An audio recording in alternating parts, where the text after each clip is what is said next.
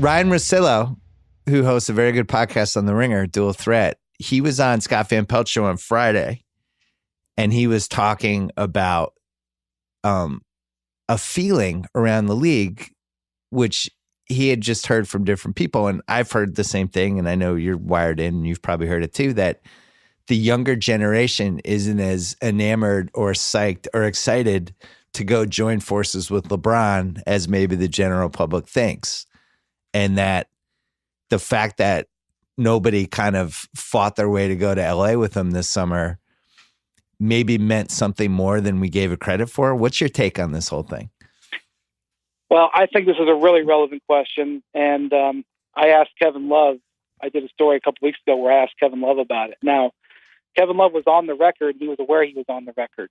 So, I don't know how honest he was being, but he basically said that playing alongside LeBron has its downsides, and, that he had a lot of dark days that were, related to the challenges and the demands of playing with LeBron, but that he played for a championship every year, and that was the most important thing to him, and that LeBron will always deliver with his play, and that was worth it.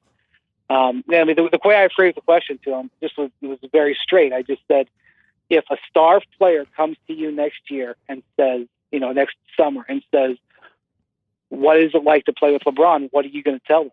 Do you endorse it or not? And I think basically what he said is, I would absolutely do it because there's downsides, but the upsides outweigh it. And I'm not so sure everybody sees that. And let's just look at the data we have. We have Kyrie Irving demanding a trade away from playing with LeBron. It's ended up working out great for him. Although he hasn't won anything, he feels great about his chances to win. Yeah. I think he's happy. We have Paul George, being very aware that it was very likely that LeBron was going to go to LA. I guess technically he committed before LeBron did, but it was not a secret in the NBA that LeBron was going to be a Laker by that time.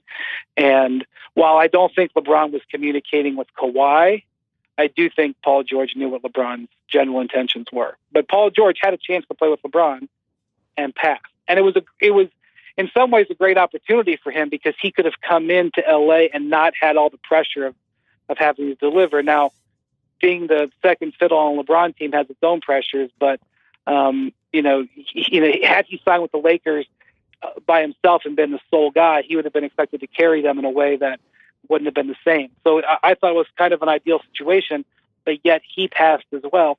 And then we have Jimmy Butler sort of giving his list of teams that he wants to be traded to, and the Lakers were not on the list. Yeah. Now, if you had a cap expert here, they would tell you, well, it's because the Lakers, they can't trade almost anybody on their team until December 15th anyway, so whatever. But Jimmy Butler has not expressed, to my knowledge, an interest in being on the Lakers. So that's three stars right there. Kawhi, who have had opportunities. And Kawhi. Well, we don't. I have no idea about Kawhi. I have a very difficult time reading and knowing what's going to happen there. But we didn't hear Kawhi say, "Make me play with LeBron or else" either. But I don't know what's going to happen. Kawhi certainly didn't push himself to the Lakers. We'll put it that way.